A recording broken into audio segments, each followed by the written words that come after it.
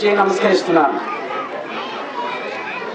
ఈరోజు ఒక గొప్ప సుదినం.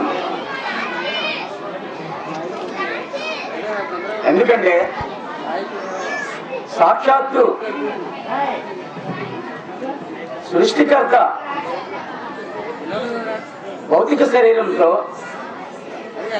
భూమి మీదకు వచ్చి 84 సంవత్సరాలైంది.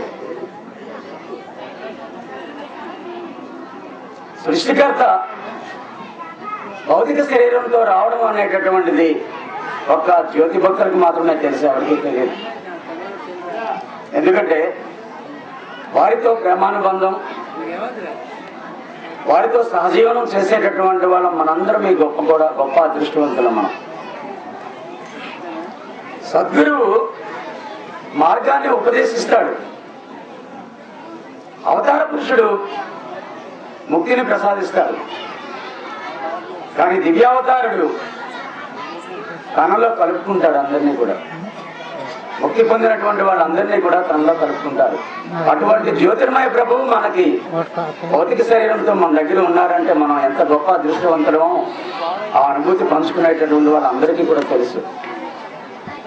అయితే బాబాజీ తాలూకా దివ్యానుభూతులు మనందరం కూడా జీర్ణించుకున్నాము, తిన్నాము, అన్ని చేస్తాం. మనకు అందరికీ తెలిసిందే. ప్రతి సంవత్సరం కూడా బాబాజీ వారి యొక్క దివ్యాశీస్సులు మనకు అందజేస్తున్నారు. అయితే బాబాజీ భూమి మీదకి ఎందుకు వచ్చారు, వారు ఎందుకు రావాలి, వచ్చి వారు ఏం చేస్తున్నారు, వారు చేసే కర్తవ్యం ఏంటి, మనకు దివ్య గ్రంథ రూపంలో వచ్చింది. ఆ గ్రంథాన్ని మనం ప్రతిరోజు ఒక్కొక్క వాక్యం పఠించినట్లయితే వారిచ్చినటువంటి జ్ఞానంతో మనకు అర్థమవుతుంది. కానీ మన యొక్క జ్ఞానంతో అర్థం కాదు. ఆయన చదవమన్నారు అంటే వారి యొక్క దివ్యాశిస్సులు మనకు అందచేసి అర్థమయ్యేటట్లు వారి ఆశీర్వాదం మనకు అందచేస్తారు. అయితే ఇక్కడ తత్వశాస్త్రం విసటేసి జాగ్రత్తగా వినండి. ఓంకార శబ్దం మాత్రమే ఉంది. అది తన దివ్య తేజస్సుతో నిండి ఉంది. ఓంకారం తేజస్వరూపంగా మారిపోయి ఉంది. ఆ తేజస్సు నుండే సృష్టి అంతా కూడా ఆవిర్భవించింది. ఆ తేజస్సు, ఆ శబ్దమైనటువంటి ఓంకారం అనేక రూపాలుగా మారాలని భావించి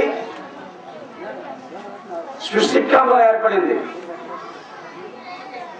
64,000 జీవరాశులు కూడా మొత్తం ఆవిర్భవింపజేసింది సృష్టిక్రమం అంతా కూడా ఆ ఓంకారమే.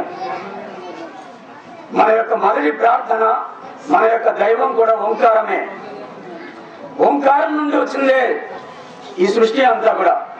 ఆ ఓంకారం ఏ విధంగా ఉందంటే దివ్య తేజస్సుతో ఉంది. అందుకే మన బాబాజీ వారు తేజస్వరం అన్నారు. తేజస్సు స్వరం కలిపి తేజస్వరం అయింది. తేజస్సు లేకపోయినట్లయితే స్వరం లేదు, స్వరం లేకపోయినట్లయితే తేజస్సు లేదు. రెండు అవినాభావ సంబంధంతో తేజస్వరం అయింది. అదే ఈ సృష్టి తాలూకా నిజస్వరూపం. దాని యొక్క అవతారం కూడా తేజస్వరం. అయితే ఓంకారం నుండి జనించినటువంటి ఈ మతాలన్నీ కూడా ఏ విధంగా వచ్చాయంటే విత్తనం నుండి వృక్షం జనిస్తుంది. జనించినటువంటి ఈ వృక్షం శాఖోపశాఖలైపోతుంది.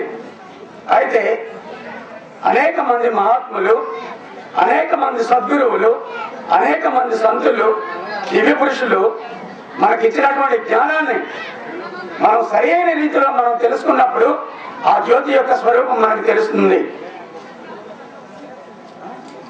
ఓంకారం ఎటునో ఏ విధంగా వచ్చింది, ధాతువు నుంచి వచ్చింది.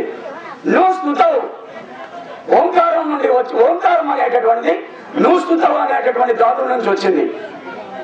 ఆ శబ్దమే మనకు ఓంకారంగా మారింది.